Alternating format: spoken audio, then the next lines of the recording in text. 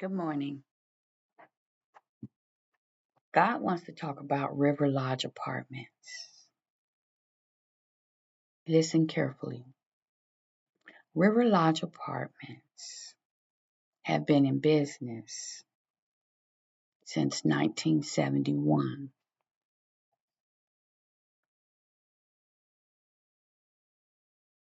They have special privileges for seniors. Okay. If you're over 60 years old, you can get a discount from the government, and they have their own Section 8 department. Barbara is the secretary for the Section 8. Liz is the secretary for River Lodge. Kylie is the owner, but she has three different titles on the paperwork. One says manager, one says owner, and one says agent. She's the one that makes the decisions, but she hires someone over her to be the supervisor. Now, when I came, the supervisor's name was Regina. She has been let go. Okay. I moved in December 3rd, 2024. I left Laurel Green Apartments because there was a woman there, Ann Persian Smith, told us she was the manager. She was actually the security guard. Karen Grannis was a social worker and secretary. When those two came, they changed all the rules. They were very nasty to the tenants. It was a new building with 40 units. Everybody there was either totally disabled, mentally ill, or displaced for some reason. I was displaced. I didn't fall under the category of totally disabled. I'm not totally disabled.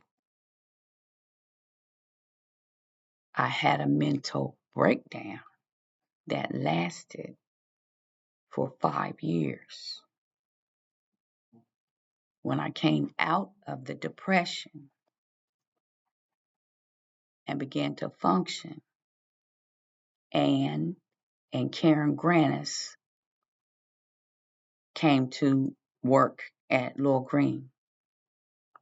They didn't like tenants getting free rent, free food, free supplies, and free utilities.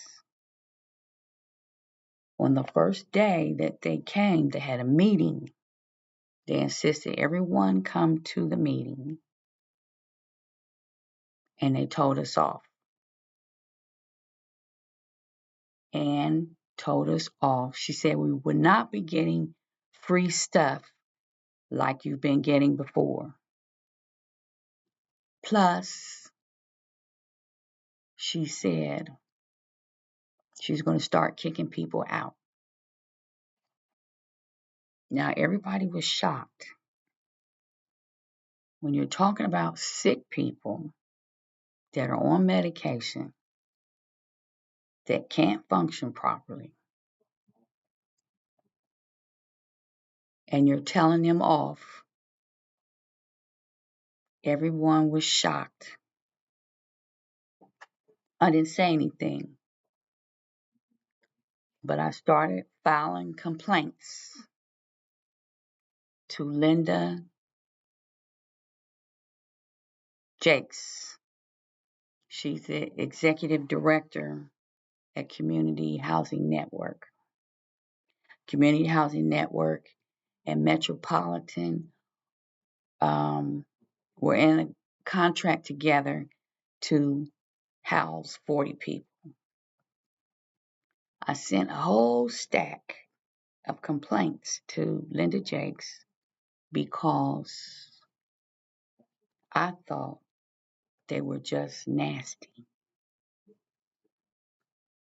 They sent Angela Javars down to talk to me, and she said, "You should move." And she told me, "I know a place that you would like." She suggested I move to Riverlodeg. Okay. Riverlodge Apartments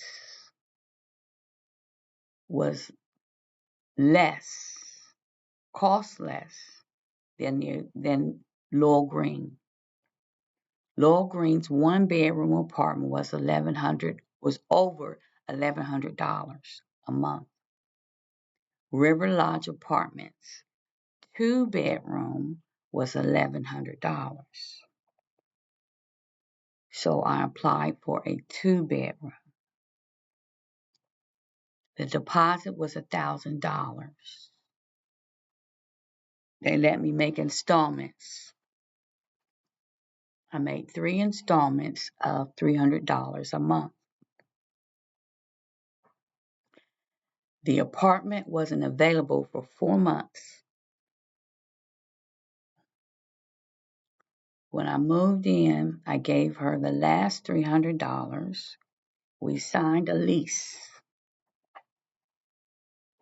She made the lease for $1,000 instead of $1,100. Now, on the website, it says $1,100 for a 2 bedroom.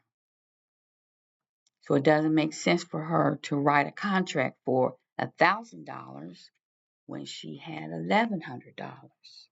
My voucher was for $1,100. The 2 bedroom was $1,100.